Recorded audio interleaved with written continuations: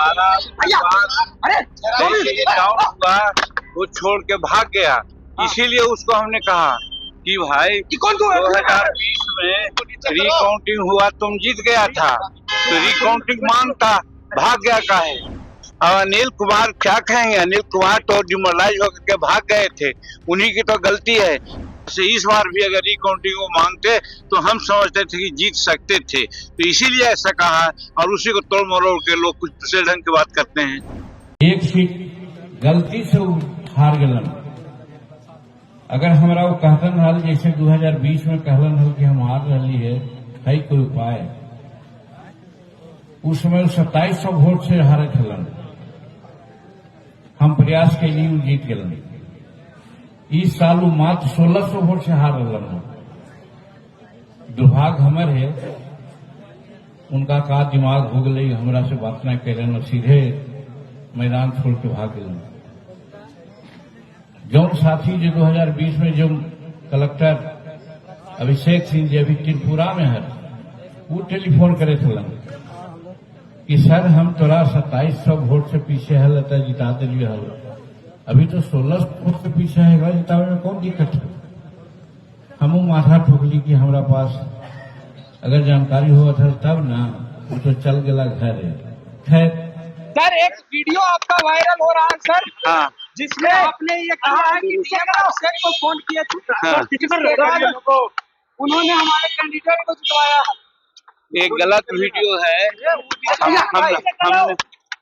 आज यहाँ सुने होंगे इस इलेक्शन में भी रिकाउंटिंग हुआ तो 27 वोट से जीते।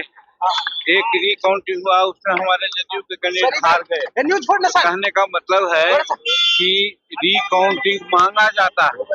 हमारा डाउन हुआ, वो छोड़ के भाग गया। इसीलिए उसको हमने कहा कि भाई 2020 में रिकाउंटिंग हुआ, तुम जीत गया था, तो रिकाउंटिंग मांगता, भाग गया काहे? तो उसी पर हमको अभिषेक सिंह का नाम जहाँ तक आता है, उस समय वही थे, तो ये सक्षम पदाधिकारी थे और हम समझते हैं जस्टिस करने वाले थे। हमने मांगा कि भाई रिकाउंटिंग दीजिए, तो उन्होंने दे दिया। इस समय भी हम समझते हैं कि आपका कलेक्टर अच्छा था, हम लोग रिकाउंटिंग मांगते तो दे देते, और रिकाउंटिंग मांगते तो हो सकता था कि चुनाव हम लोग जीत जाते।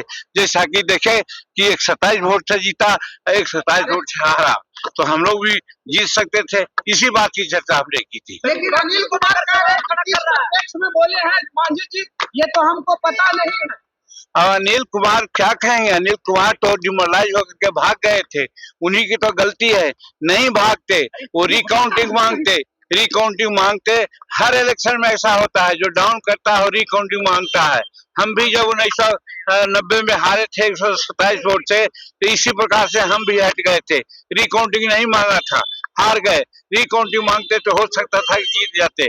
आज हमारे राजमहल से जो एमपी थे हमारे थॉमस हंसदा, 1 वोट से जीते थे, 3 वोट से जीत रहे थे, तो रिकाउंटिंग मांगा गया था, तो फिर 1 वोट से तो भी जीत गए।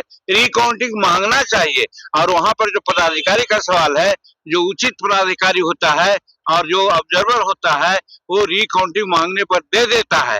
तो हमारा कैंडिडेट रिकाउंटिंग नहीं मांगा, इसीलिए हमने कहा कि उस समय अभिषेक सिंह से हमने कहा था, तो और उस समय का ऑब्जर्वर से कहा था, तो उन्होंने रिकाउंटिंग दे दिया था, और रिकाउंटिंग हुआ तो हम जीत गए थे।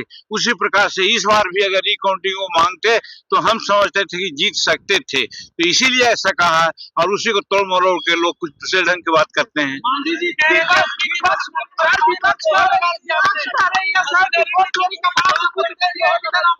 नहीं, मशीनरी ठीक है, मशीनरी में कहा कोई दोष है? जब मशीनरी में दोष है, न पदाधिकारियों में दोष है, हमारे कार्यकर्ताओं में दोष है कि हतोत्साह होकर के भाग जाता है। लड़ना चाहिए। अभी भगवान में देखा ना जी, 20 गाड़ियों से आया, 200 कार्यकर्ताओं के साथ आया, और वो रिकाउंटिंग मांगा तो कई एक वोट से हार रहा था और 27 वोट से जीत गया।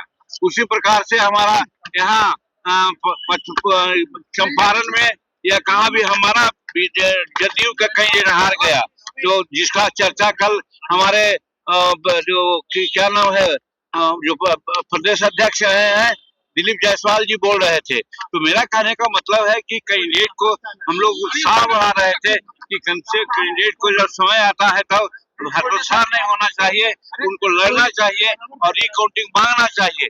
रिकाउंटिंग उन्होंने नहीं मांगा और जहाँ जहाँ रिकाउंटिंग नहीं देता है वो अवसर ठीक नहीं होता है। जैसे हमारे चुनाव में था, हम पार्लियामेंट में 1990 में एमएलए में 182 वोट से हार गए थे। हम रिकाउंटिंग मांगते रहे, पदाधिकारी ने नहीं दिया। इसी बात की चर्चा हम कर रहे थे।